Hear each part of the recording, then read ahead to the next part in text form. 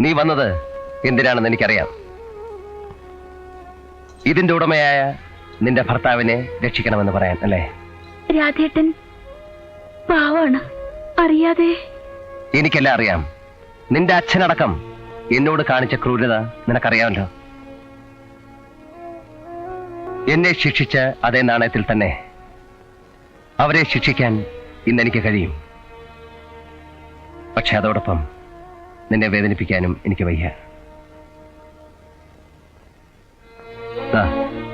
കൊണ്ടുപോയിക്കൊള്ളൂ. നിന്റെ ഭർത്താവിനൊന്നും വരില്ല.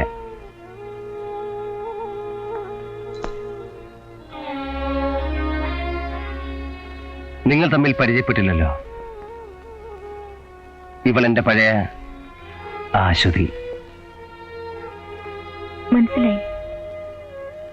ഇത് ഞാൻ വേലി കഴിക്കാൻ പോകുന്ന നിർമ്മല. അശ്വതി ഇരിക്കൂ. ഇല്ല, ഉടനെ വീട്ടിലെത്തണം. അവരെല്ലാം വിഷമിച്ചിരിക്കുകയാണ്. ഞാൻ വരാം.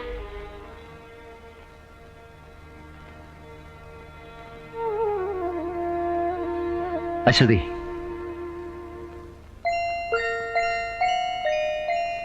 ഞാൻ കൊണ്ടുവിടാം.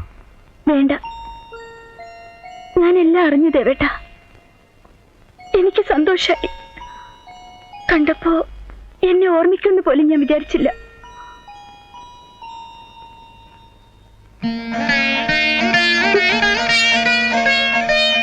ഞാൻ എങ്ങനെയാ നിന്നെ മറക്കുക?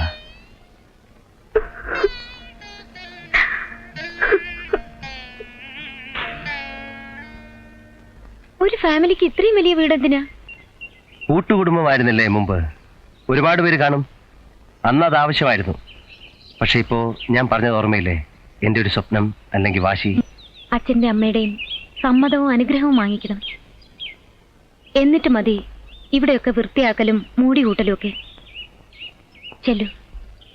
നേരിൽ കണ്ടില്ലെങ്കിലും ആ അമ്മയെ എനിക്കറിയാം.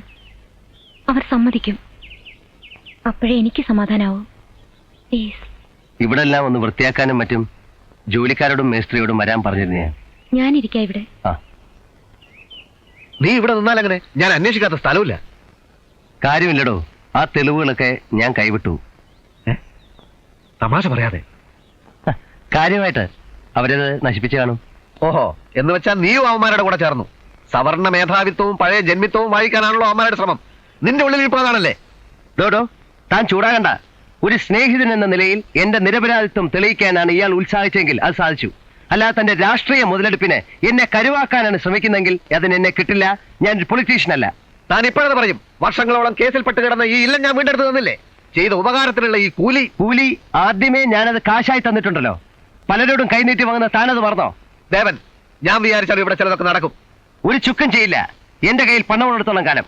അതുണ്ടാക്കാൻ ഞാൻ ചെയ്ത കൃത്യങ്ങൾ ഓർക്കുമ്പോൾ ഈ അറുമുഖനും കൂട്ടരും ചെയ്ത തെറ്റുകൾ നിസ്സാരമാണ്. എനിക്ക് പൊറുക്കാവുന്നേ ഉള്ളൂ. എന്നിട്ട് നാട്ടുകാരുടെ പണം അറുമുഖനെ പോലുള്ള മൂരാച്ചികൾ കട്ടുമുടിക്കുന്നത് സർക്കാർ കൈയും കെട്ടി നോക്കി നിൽക്കണം അല്ലേ? ജനങ്ങൾ നന്നാകണം. മതേതരത്വം ഘോഷിക്കുന്ന ഈ നാട്ടിൽ നിന്റെ പ്രസംഗം എനിക്ക് കേൾക്കണ്ട. എന്റെ പൊളിറ്റിക്കൽ കരിയറിൽ ഒരു ചവിട്ടുപടിയാണ് നീ ഇല്ലാതാക്കിയത്. നിനക്ക് കാണിച്ചത് കുറെ അധികം കണ്ടിട്ട് എന്നാടാ ഞാനും വന്നിരിക്കുന്നത്. തൊഴിലാളിയുടെയോ മുതലാളിയുടെയോ ഏത് മതക്കാരുടെയോ ഏത് വിഭാഗക്കാരുടെയോ ഏത് പാർട്ടി ഇവിടെ ഭരിച്ചാലും കോറിന് കുമ്പിടി തന്നെ കഞ്ഞി. നീ എന്നല്ല ഒരു രാഷ്ട്രീയക്കാരൻ വിചാരിച്ചാലും എന്നെ ഒരു പുണ്ണാക്കം ചെയ്യാനൊക്കില്ല. നിന്റെയൊക്കെ തലപ്പത്തിരിക്കുന്ന തണ്ടമാരെ വരെ വിലക്ക് വാങ്ങാനുള്ള പണം ഇന്നെ പോക്കറ്റിലുണ്ടതാ. പോടാ പുല്ലേ.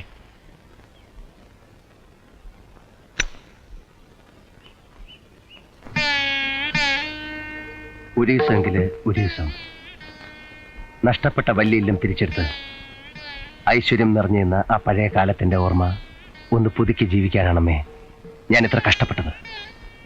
ഞാൻ തിരിച്ചു വന്നത് അമ്മയുടെ ഈ മോനെ അമ്മ ഊട്ടിയതും ഉറക്കിയതും നാവൂർ പാടിച്ചതുമെല്ലാം നന്മയും ഐശ്വര്യം വരാനല്ലേ അമ്മേ?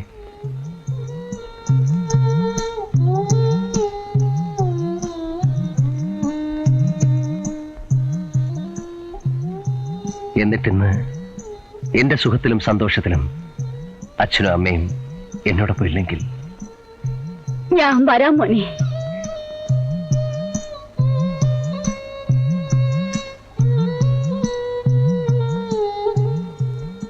ഒരു ദിവസമെങ്കിലും അച്ഛൻ വലിയ ഇല്ലത്ത് താമസിക്കണമെന്നാണ് അവന്റെ മോഹം.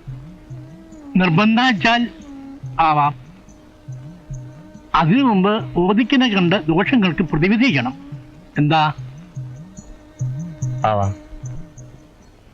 അവിടെ കൂടുമ്പോ സുഭദ്രയും താത്തർക്കുട്ടിയും ഒപ്പോഴും ഒക്കെ വേണം. എല്ലാവരുടെയും കാര്യങ്ങൾ ഭംഗിയാക്കാനുള്ള വഴി ഞാൻ കണ്ടുവച്ചിട്ടുണ്ട്. നിർമ്മലയുടെ കാര്യം നിനക്ക് ഇഷ്ടപ്പെട്ട പെൺകുട്ടിയെ ഞങ്ങൾക്ക് ബോധ്യ. എന്നാലും കാണാനൊരു മോഹം. ഇങ്ങോട്ട് കൂട്ടായിരുന്നില്ലേ അവളെ? ഞാൻ കൂട്ടി വരാം. ഇപ്പൊ തന്നെ ആവാം.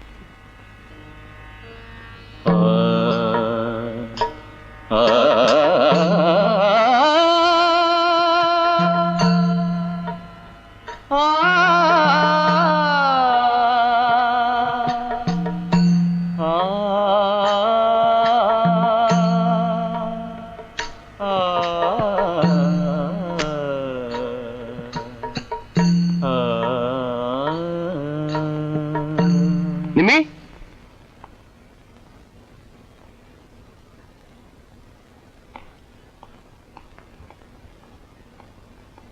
നിമ്മി,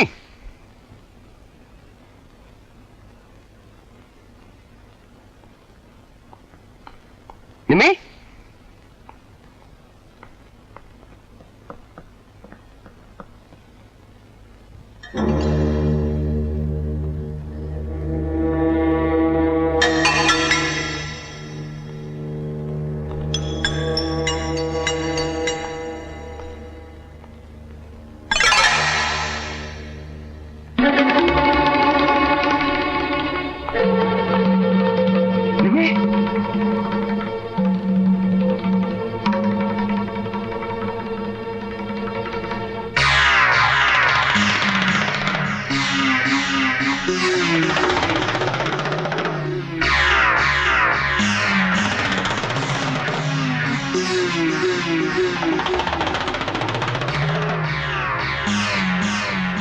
അല്പം ക്രൂരമായി പോയി അല്ലേ? സുന്ദരിയായ നിന്റെ പെണ്ണ് അത്ര ക്ഷണം മരിക്കില്ല. രക്തം വാർന്നു പോവാൻ ചെറിയൊരു മുറിവ്, അത്രേ ഉള്ളൂ. മജീദ് ഖാൻ. हाँ मजीद खान, तुमने तो कभी सोचा भी नहीं होगा कि मैं यहाँ चला आऊंगा, लेकिन मुझे तो यहाँ एक दिन आना ही था. आज नहीं तो कल. ജീവിതകാലം മുഴുവൻ ഞങ്ങൾ ബോംബെയിലെ ജയിലറയ്ക്കുള്ളിൽ കഴിയുമെന്ന് കരുതിയോ? എവിടെയാ സ്വർണം? बोलो कहाँ है सोना? सोना मैंने बेच दिया. നീ വിറ്റു അല്ലേ? നന്നായി. പണമാണ് ഞങ്ങൾക്ക് ആവശ്യം. എവിടെ? अगर तुम अपनी और अपनी माशूका की जिंदगी चाहते हो तो पैसे हमारे हवाले कर दो.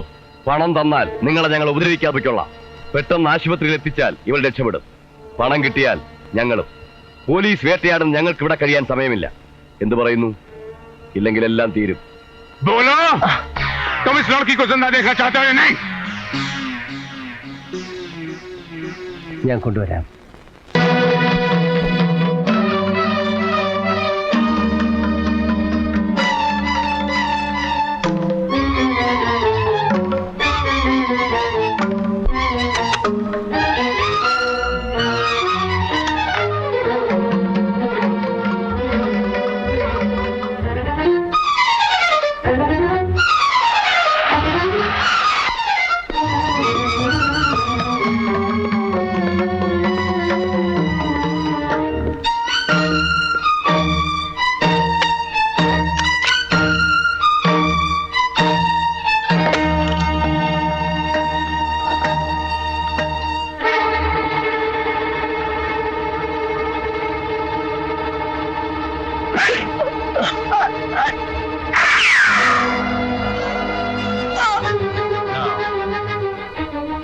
Like a helpless cripple, watch your girlfriend bleed to death.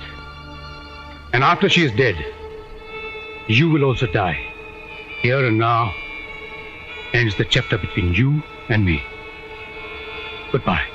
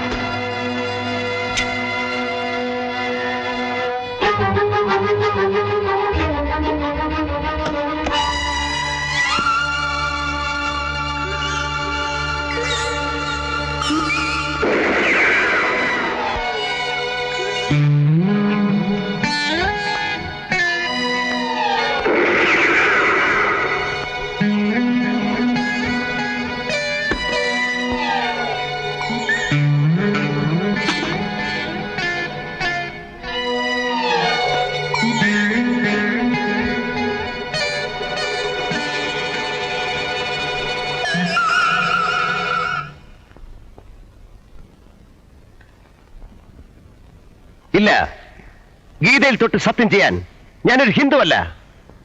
ഖുറാനിൽ തൊട്ട് സത്യം ചെയ്യാൻ ഞാനൊരു ഇസ്ലാമല്ല. ബൈബിളിൽ തൊട്ട് സത്യം ചെയ്യാൻ ഞാനൊരു ക്രിസ്ത്യാനിയല്ല. ഒരു മനുഷ്യൻ എന്ന നിലയിൽ എന്റെ മനസാക്ഷിയെ തൊട്ട് ഞാൻ പറയുന്ന സത്യങ്ങൾ കേൾക്കാൻ ബഹുമാനപ്പെട്ട കോടതിക്ക് ദയവുണ്ടാകണം. ഉപനയനവും വേദാധ്യയനവും കഴിഞ്ഞ് അഹിംസയും ഭക്തിയും ജീവിതമാർഗമായി സ്വീകരിച്ച എന്നെ നിങ്ങൾ കള്ളനാക്കിയില്ലേ, കൊലപാതകയാക്കിയില്ലേ, കുറ്റവാളിയാക്കിയില്ലേ? ഇതിൽ കൂടുതൽ എന്ത് ശിക്ഷയാണ് ബഹുമാനപ്പെട്ട കോടതിക്ക് ഇനി എന്റെ മേൽ വിധിക്കാനുള്ളത്? Tell me, how can you punish me more?